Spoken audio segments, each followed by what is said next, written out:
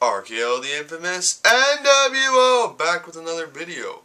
So I decided of this concept that I should review Wrestlemania 15 to 26 throughout the month of March. And you're probably wondering, RKO, why would we just do only 15 to 26? Well, I have 15 to 26 on DVD. And I don't want to review the anthology discs, so I'd rather actually hold the DVD itself. So I'm doing WrestleMania 15 to 26. So started off with WrestleMania 15, watched it this morning because there's nothing on TV really. The show is only about 3 hours long. And we'll get through the matches right now. Let's see, this is the front. Get the disc, the insert and all, and the back. There you go, you got a shot of it, and we're done with this DVD. It's on the ground now. And my leg is itching me, so let me scratch it. Done. Anyways, first match is Al Snow versus Hardcore Holly versus Billy Gunn for the WWF Hardcore Championship. Good opener to the show, a fairly decent match. There weren't too many hardcore spots in the match, but it was a fairly good match. And Hardcore Holly got the pin, Al Snow, to win the WWF Hardcore Championship. I forgot about Al Snow's catchphrase when he did the intros. What do we want? You know what it is. Second match of the night was a tag team match for the WWF Tag Team Championship with Owen Hart versus Jeff Jarrett. First, Owen Hart and Jeff Jarrett versus versus D'Lo Brown and Test for the WWF Tag Team Championship. This wasn't that great of a match. There wasn't too many good wrestling maneuvers in this match. It wasn't that, I don't know. I didn't get really into this match. It was just whatever match for me, and Owen Hart and Jeff Jarrett retained the WWF Tag Team Championship. It wasn't that great of a match. This was a crap match. I don't even know why they had this. I can't remember what they were doing. It's like Butterbean versus Mark Gunn, or that's what his name is. I can't remember. In a boxing match. This was like the biggest time waster ever. They could have threw in a random quick match, and then Butterbean won by first round knockout. So that was stupid. So he knocked him down once, and then came back up and knocked him out. And this happened in a matter of 2 minutes. Pretty stupid. What a time waster that was. I don't know what they were thinking. Anyways, next match was Big Show versus Mankind, and the winner of this match will be the referee for the main event match, which was Austin versus Rock for the WWF title. So I thought this was going to be, because I can't remember watching the show so long ago, I thought it was going to be a good match. And then the match is going well, it's okay, nice back and forth. And then after, Big Show has to get himself disqualified by choking Mankind on 2 chairs. And you guys know how I feel about disqualifications on pay-per-views, but a disqualification at WrestleMania, I can't even describe how much I hate that. And then Mankind got the win, and then after, they were having huge backstage stuff where Mankind had to go to the hospital, and then Vince was there, and then Big Show attacked Vince, and then Big Show got arrested, and blah blah blah, no one cared. So Mankind defeated Big Show via disqualification. Next match was Road Dogg versus Golddust versus Val Venis versus Ken Shamrock in an elimination fatal 4-way match for the WWF IC title. I forgot all about Road Dogg. When his intro came on, I started singing to it and stuff. It was actually pretty funny. And this match was another really good match. It was like a tag team style match where there's 2 people in the ring and the other 2 people were tagged, so you had to tag in, and it was elimination style. Fairly well done match. At the end, who was left in 2 in the ring? Road Dogg and Golddust were the last 2 in the ring, and Road Dogg pinned Golddust to retain the WWF Intercontinental Championship. Triple H versus... Wow, why did I put Triple H versus HHH? I put Triple H versus Kane. Triple H versus Kane. So, them 2 were going... Built up to WrestleMania, were going back and forth, and the match was actually fair. It was okay, honestly. A lot of brawling outside the ring, inside the ring. They actually went in the crowd.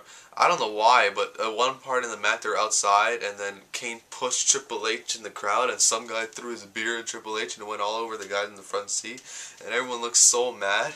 And after when Triple H trying to flip over, people actually pushed him over until he fell over, which was pretty funny. I started laughing. And this match wasn't that great, actually. It was just a brawling match. And then after, at the end,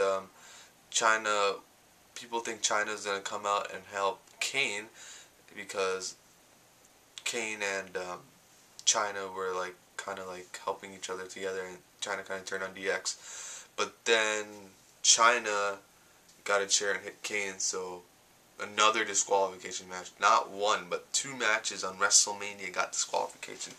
Which, it was a good match, but it was okay match, but it was like, really? You gotta put another disqualification? You already have 1 on WrestleMania, but 2? Just so stupid. Anyways, the next match was a whatever match. No one cared to say it was Tori for the WWF Women's Title match. Wasn't that great. It was okay. Got to see Sable. That was the only best part of the match. And then she did the Sable Bomb. And Tori was wearing some next gorilla. What's that guy's name that faced Undertaker at WrestleMania 8? Gonzalez? Some guy. You know that suit that he used to wear? Like, Tori was wearing kind of like a suit like that. And I was like, what is that? But anyways, this match was not even that great. Sable got the win when some random big other woman helped her get the win. Sable did the Sable Bomb, 1, 2, 3, retained the WWF Women's Championship match. The Women's Championship title. Yeah, championship. And the next match was X-Pac versus Shane McMahon for the European title. Surprisingly, a fairly decent match. There were weapons involved. I didn't know, they didn't really announce it was a disqualification, but then at the end of the match, Triple H came out and we thought he was going to help X-Pac, but then he took out X-Pac and then dragged Shane for the 1, 2, 3, so it kind of turned on DX. That was a turn, him and China, and then Road Dogg came out, and I think Billy Gunn came out, and they all started fighting each other. That's that. Shane McMahon retained the WWF European Championship. The next match was Big Boss Man vs. Undertaker in Hell in a Cell match. So, yeah, it wasn't... This is probably one of the worst Hell in a Cell matches due to the fact of the ending, but it was a decent match. I forgot how there was a lot of brawling outside the ring. There wasn't really brawling inside the ring. There was one funny part where Big Boss Man cuffed Undertaker and cuffed him against the cell, and then all of a sudden Undertaker dropped and the cuffs break, which is kind of like a big botch. Undertaker got busted open, but at the end, Undertaker got the Tombstone Pile Driver for the 1, 2, 3, and then we see the Undertaker's ministry come down. What was it? Christian, Edge, and someone else, and they teared open the top of the cell, dropped the rope, and hung Big Boss Man. And I kind of saw how they did it. So they put the rope under his neck, and they put his like shirt clipped to the rope at the back, so he's still hanging up straight, not like that. So he's not dying. But they didn't put that in the Hell in a Cell DVD because Big Boss Man's died. He's dead now. So yeah, that's that. It was probably one of the worst matches, but it was a good match. It was a good match, no doubt about it. So the match that saved WrestleMania, because it kind of told my voice, it was like whatever. But the match that saved WrestleMania, Rock Austin. This was huge build-up coming to WrestleMania. Talk about huge back and forth, especially the Raw before WrestleMania when he came in with the beer truck and soaked everyone in the why did I say the corporate ministry? I mean the corporation. And for people who didn't know this, like for younger fans who don't know, this wasn't Rock Austin's first match. They had been feuding for a long time now, because they were feuding back for the IC belt, but they weren't as big as the stars that they were going in for the WWF Championship, and they were huge stars. Everyone wanted to see the match so bad. Kind of like we want to see Rock Cena, but yeah, it's so much build to come into this match, and it was kind of funny because we got to see Shawn Michaels come out saying, Vince came out saying he's going to be the special guest referee because Big Show was gone, Mankind was in the hospital, then Shawn Michaels comes out saying he's the commissioner, and Mike Chioda's going to be the referee, and they all leave, and then The Rock comes out, and I was singing to The Rock's music, and then Austin comes out, huge pops, great stuff, and then their match wasn't even a wrestling match. Their match was a brawl inside the ring, outside the ring. By the way, it was a no disqualification match. To the stage, Austin putting The Rock through the table with the elbow. Great stuff. Great match. I love that match. It was probably one of their worst out of their all 3 WrestleMania trilogy matches, but still a tremendous match. At least 4.5-star match. I love the build-up, I love the match, and I love the ending. Like, Rock is probably one of the only people that can sell the stunner so great like that. Like, he jumps up, flips, hits the ropes, comes back down, and then kicks out, and then Rock is about to do rock bottom. Austin reverses, stunner, 1, 2, 3, gets the victory, crowd's going crazy. So, this WrestleMania wasn't that great of WrestleMania, it was pretty good. The main event saved the WrestleMania. If it wasn't for the main event, this WrestleMania would be pretty bad. 2 disqualifications, 1 WrestleMania. I like during the pay-per-view, the crowd is just going crazy. As soon as you see them on camera side, they go lift their arms in the air.